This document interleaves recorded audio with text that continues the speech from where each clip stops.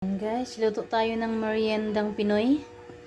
Ayan, yan siya yung saging na sobrang hinog ng saba. Lagyan ko ng harina, asukal at kunting asin pampalasa. Gagawin natin siyang maruya. Tawag sa amin sa Quezon, maruya. Ayan, merienda.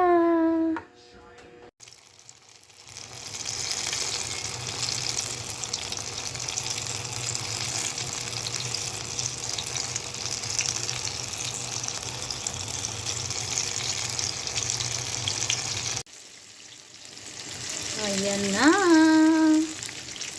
Malapit nang maluto.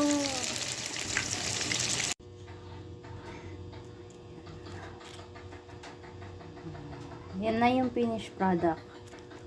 O, maruya ang aming merienda. Ha? Kain na na.